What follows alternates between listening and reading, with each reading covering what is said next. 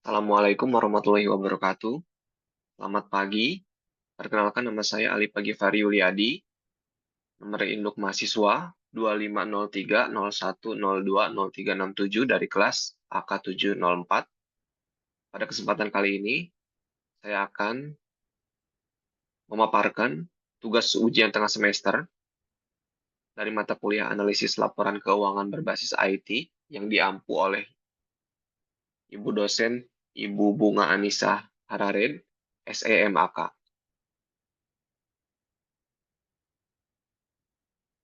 Ada 3 hal utama yang akan saya paparkan. Yang pertama, apa yang dipelajari dalam analisis laporan keuangan.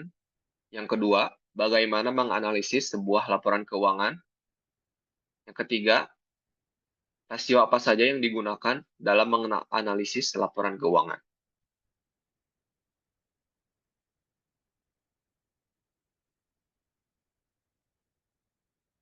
Kita masuk ke pembahasan yang pertama, apa yang dipelajari dalam analisis laporan keuangan. Analisis laporan keuangan mempelajari cara mengevaluasi kondisi keuangan perusahaan. Tujuannya bukan hanya membaca angka, tetapi memahami cerita di balik angka tersebut.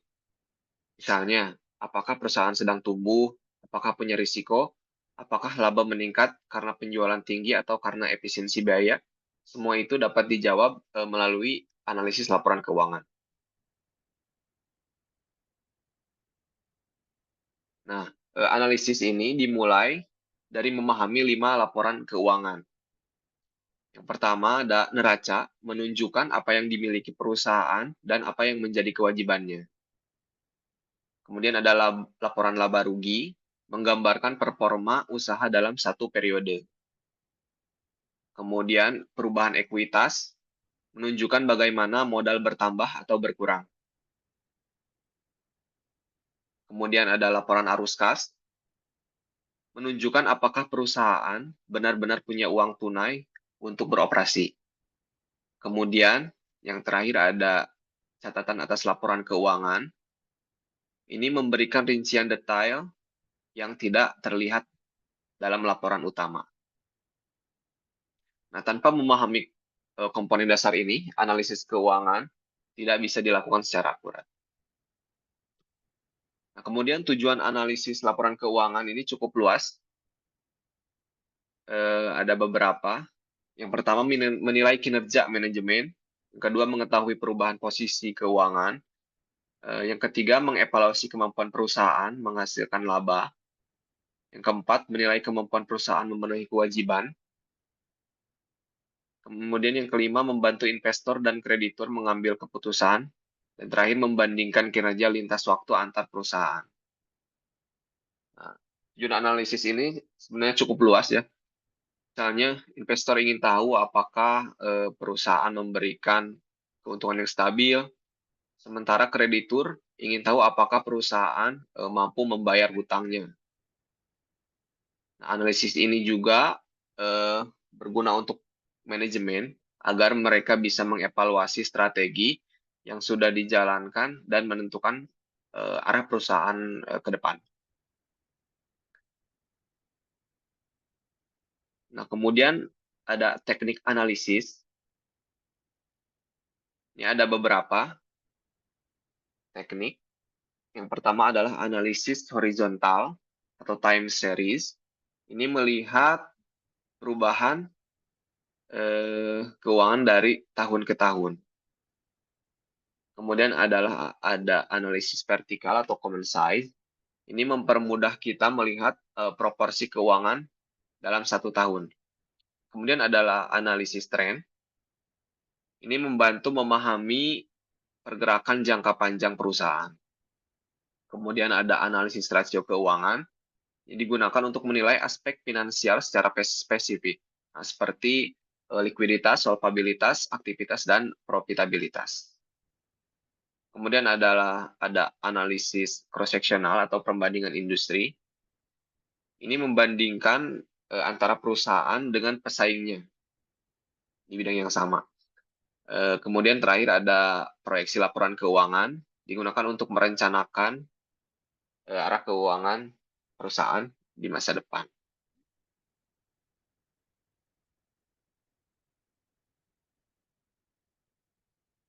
Selanjutnya kita masuk ke pembahasan kedua, bagaimana menganalisis sebuah laporan keuangan.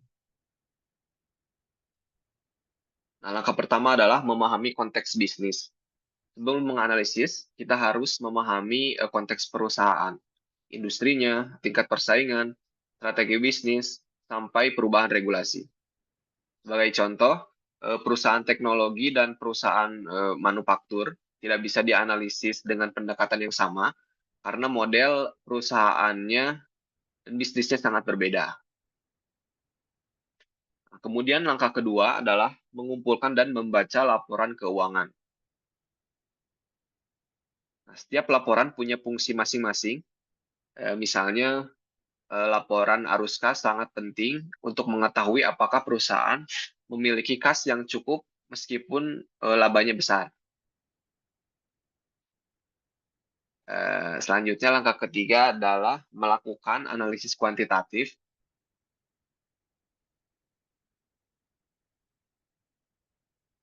Di sini ada 4 metode utama.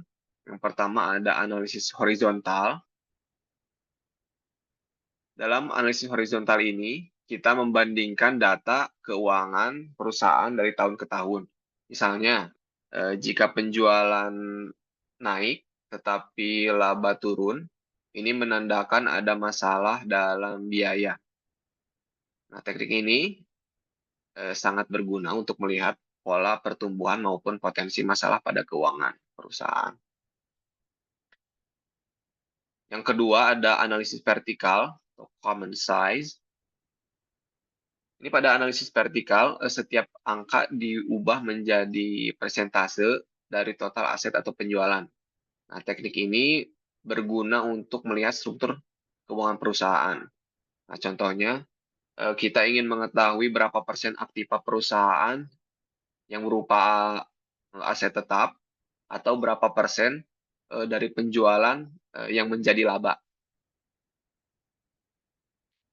Kemudian yang ketiga ini ada analisis tren.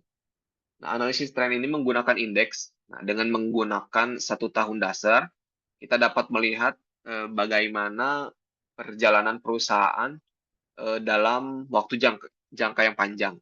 Jika tren penjualan stagnan gitu misalnya, tetapi biaya meningkat, ya ini menunjukkan bahwa perusahaan tersebut berpotensi mengalami penurunan profitabilitas. Nah, selanjutnya ada analisis rasio keuangan. Nah, ini adalah analisis rasio yang kurang lebih banyak digunakan ya, yang paling banyak digunakan. Nah, rasio-rasio ini membantu kita melihat detail spesifik perusahaan tersebut yang tidak bisa dilihat dari hanya angka laporan finansialnya saja.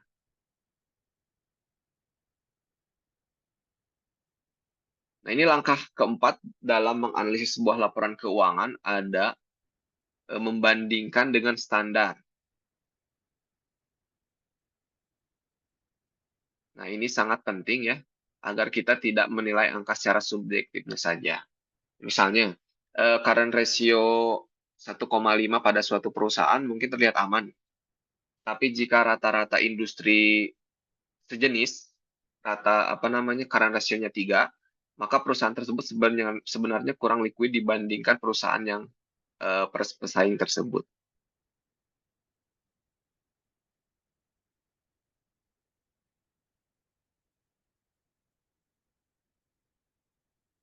Langkah kelima, interpretasi dan kesimpulan. Analis membuat kesimpulan mengenai kesehatan keuangan, risiko, prospek masa depan, dan rekomendasi untuk manajemen, kreditur, atau investor.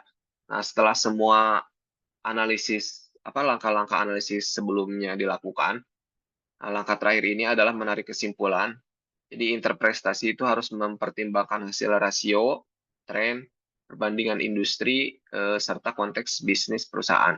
Nah, kesimpulan inilah yang menjadi dasar rekomendasi bagi perusahaan, investor atau kreditur dalam mengambil langkah untuk perusahaan ini.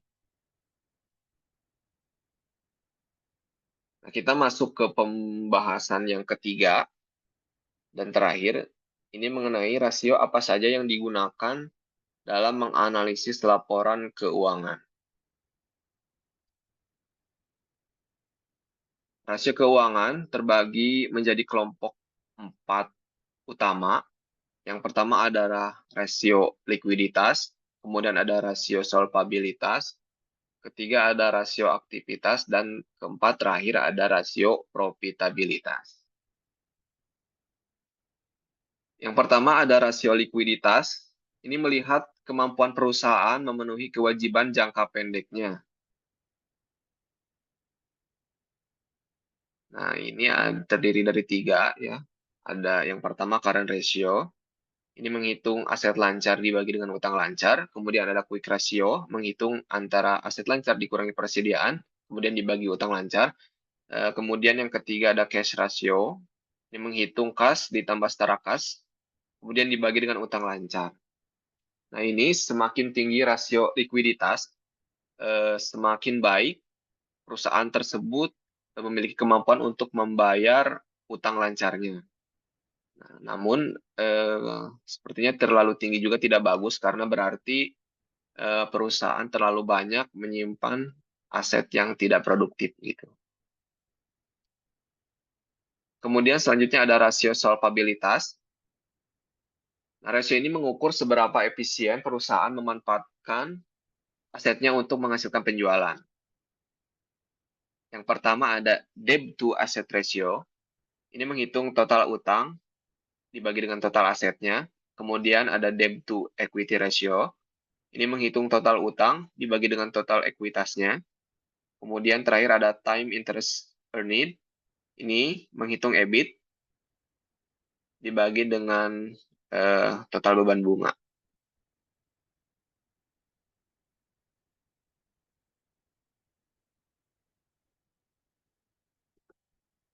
Nah, rasio solvabilities ini melihat struktur permodalan jangka panjang. Nah, jika utang terlalu besar, perusahaan berisiko gagal bayar. Tapi jika tidak berutang sama sekali, berarti perusahaan kehilangan peluang untuk memperbesar modal operasinya. Nah, jadi rasio ini membantu menilai keseimbangan struktur keuangan perusahaan tersebut. Kemudian ada rasio aktivitas atau turnover. Rasio ini mengukur seberapa efisien perusahaan memanfaatkan asetnya untuk menghasilkan penjualan. Ini terdiri dari yang pertama, fixed asset turnover. Ini menghitung penjualan dibagi dengan aset tetap bersih. Kemudian yang kedua, total asset turnover. Ini menghitung penjualan dibagi dengan total asetnya. Kemudian terakhir ada day sales outstanding. Ini menghitung piutang dan penjualan per hari.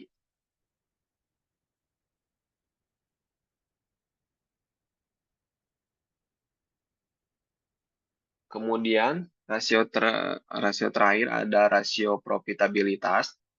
Rasio ini menunjukkan kemampuan perusahaan menghasilkan laba. Nah, rasio ini penting karena pada akhirnya tujuan perusahaan adalah menghasilkan profit.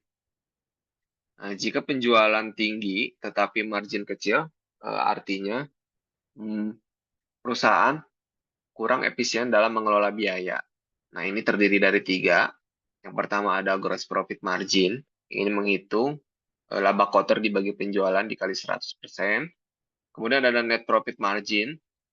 Ini menghitung laba bersih dibagi penjualan dikali 100%. Kemudian ada basic earning power. Ini menghitung antara EBIT dibagi total aset dikali 100%.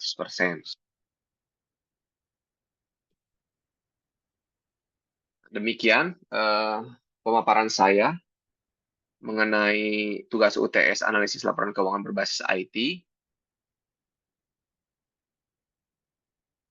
Terima kasih atas perhatiannya. Mohon maaf apabila banyak kekurangan. Assalamualaikum warahmatullahi wabarakatuh.